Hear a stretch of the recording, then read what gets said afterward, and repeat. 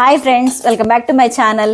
ఈ రోజు అయితే గవ్వలు చేయబోతున్నాను. గోధుమ పిండితో హెల్తీగా, మైదాతో కాకుండా చాలామంది మైదాతో చేసుకుంటారు, కానీ మేము ఇక్కడ గోధుమ పిండితో చేస్తున్నాను.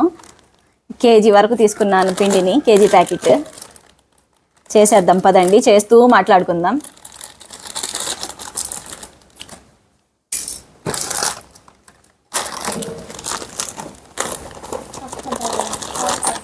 వన్ కేజీ గోధుమ పిండిలో ఉప్మా రవ్వ 1 కప్పు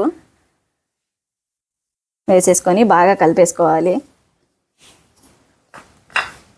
ఇందులోనే కొంచెం ఒక 2 to 3 స్పూన్స్ నెయ్యి కూడా యాడ్ చేసేసుకుందాం. ఇవి వేసుకుంటే గుల్లగా వస్తాయి గవ్వలు అనేవి. ఉప్మా రవ్వ వేయడం వల్ల క్రిస్పీగా ఉంటుంది.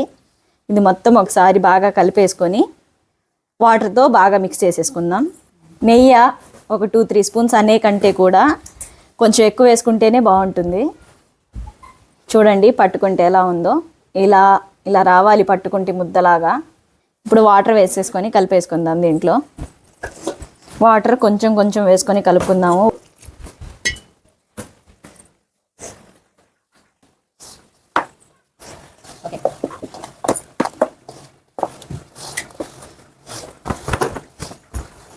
ఇలా ఈ విధంగా గట్టిగా కలిపి పెట్టేసేయాలి.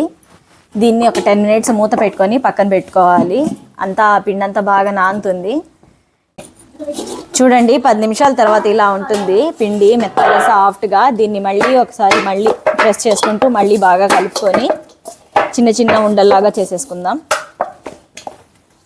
మెత్తగా చేసేసుకొని దీన్ని కొంచెం కొంచెం తీసుకుంటూ చిన్న చిన్న ఉండల్లాగా చేసేసుకుందాం.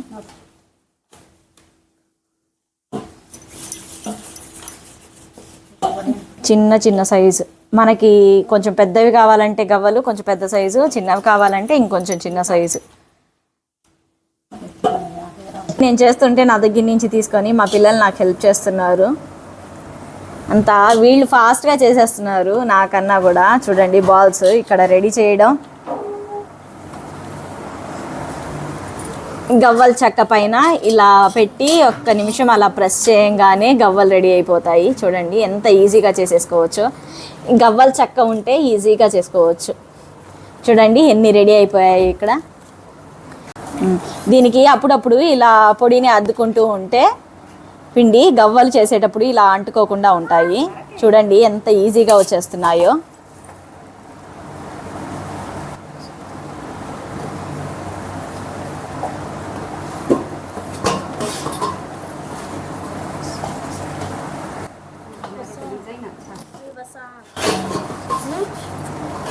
కాడే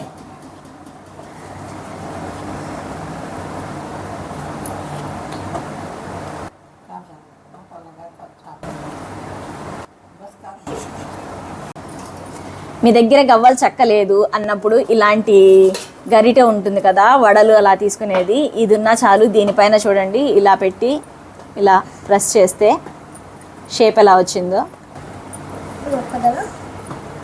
చూడండి, ఎలా వస్తున్నాయో. ఇది ఉన్నా చాలు మనకి. గవ్వలు చక్కే ఉండాలని ఏం లేదు,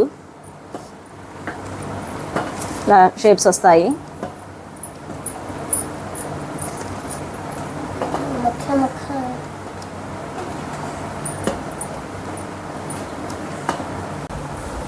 చూడండి ఇలా గవ్వలన్నీ రెడీ చేసి పెట్టేసుకున్నాము.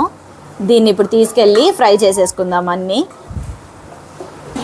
స్టవ్ పైన ప్యాన్ పెట్టేసుకొని ఇప్పుడు ఇందులో కొంచెం ఆయిల్ వేసేసుకొని ఆయిల్ హీట్ చేసేసుకుందాము.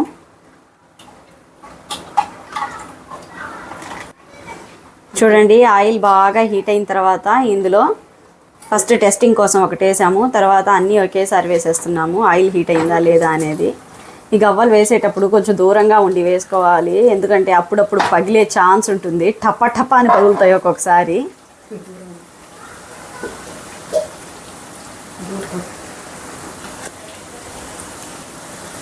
వేసిన వెంటనే కలపకుండా ఒక 5 minutes అయిన తర్వాత గరిటె పెట్టి కలుపుకోవాలి. దీంట్లో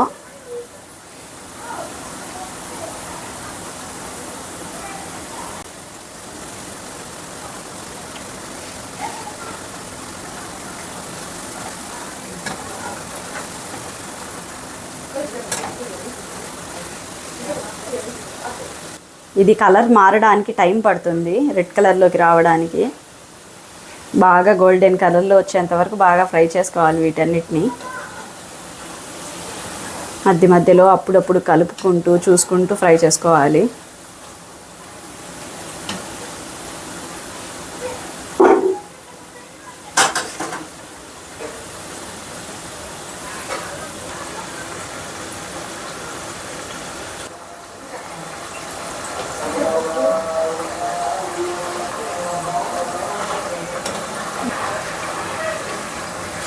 చూసారు కదా క్రిస్పీగా వేగాయి. ఇవి చూడ్డానికి కలర్ తక్కువగా ఉన్నా కూడా ఇప్పుడు ప్రజెంట్ దీన్ని ప్యాన్లోకి తీసేసుకుంటే చల్లారే కొద్దీ కలర్ వచ్చేస్తూ ఉంటాయి. చూడండి సౌండ్ మీకు తెలుస్తుంది, గలగల అని ఎలా వస్తున్నాయో అలా సౌండ్ రావాలి. అలా సౌండ్ వస్తే చక్కగా ఫ్రై అయినట్లు గవ్వలు.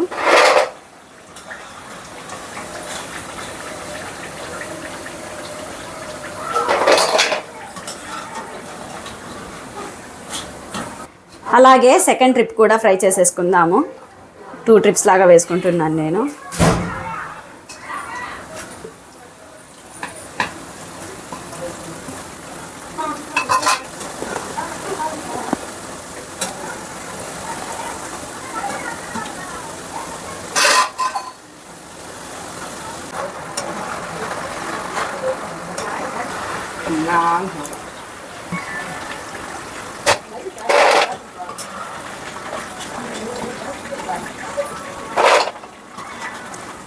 చూడండి గవ్వల సౌండ్ ఎలా వస్తుందో, అలా సౌండ్ వస్తే క్రిస్పీగా వేగినట్లు. చూడండి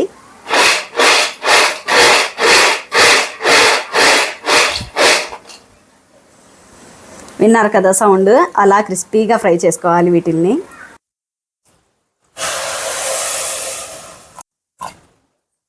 ఇది 3/4 kg బెల్లంలో కొంచెం వాటర్ వేసుకొని బెల్లం బాగా కరిగించుకోవాలి. దీన్ని స్టవ్ పైన పెట్టుకొని బాగా కరిగించేసుకుందాము.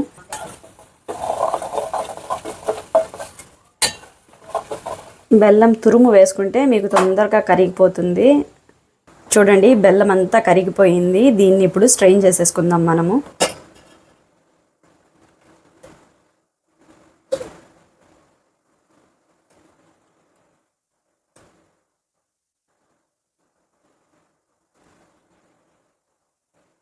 బెల్లం ఎప్పుడైనా సరే స్ట్రెయిన్ చేసుకుని వేసుకోవాలి. ఎంత డస్ట్ ఉందో అది చూసుకోకుండా మనం వేసేసామంటే ఇంకా అసలు తినలేమన్నమాట. గవ్వలు తినేటప్పుడు ప్రతిసారి మనకి పంట కింద తగులుతూ ఉంటుంది డస్ట్. ఇలా స్ట్రెయిన్ చేసుకున్న తర్వాత మళ్ళీ స్టవ్ వెలిగించి మళ్ళీ కాసేపు తీగ పాకం వచ్చేంత వరకు దీన్ని మరిగించుకుందాము.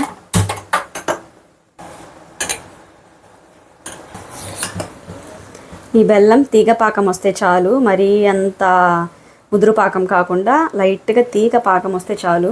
నేను ఇక్కడ కేజీ పిండికి 3/4 kg బెల్లం తీసుకున్నాను. మీరు ఒకవేళ స్వీట్ ఎక్కువగా తినేవాళ్ళైతే కేజీకి కేజీ తీసుకోవచ్చు. నాకు ఇక్కడ 3/4 kg సరిపోతుందని, మా ఇంట్లో స్వీట్ కొంచెం తక్కువగానే తింటారు, అందుకు 3/4 kg తీసుకున్నాను. దీన్నంతా తీగ పాకం వచ్చేంత వరకు కలుపుతూ మరిగించుకోవాలి.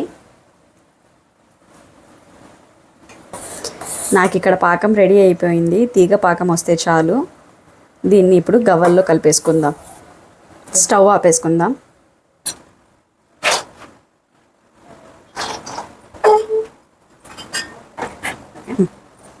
దీన్ని ఇప్పుడు గవ్వల్లో కలిపేసేసుకుందాం.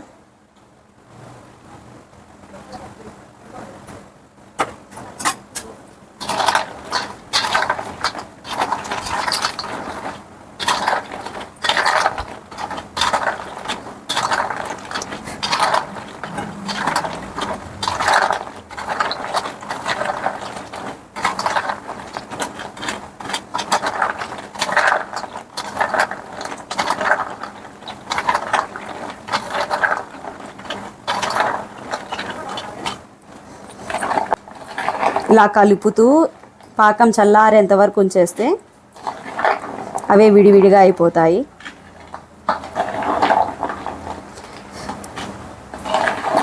చూసారు కదా ఎంతో సింపుల్గా టేస్టీగా గవ్వల తయారీ విధానం. మీరు కూడా మీ ఇంట్లో ఒకసారి ట్రై చేసి చూడండి. టేస్ట్ అయితే సూపర్గా ఉంటుంది. అలాగే కొత్త వాళ్ళు ఎవరైనా మన ఛానల్ని చూస్తున్నట్లయితే సబ్స్క్రైబ్ చేసుకోండి. Bye friends.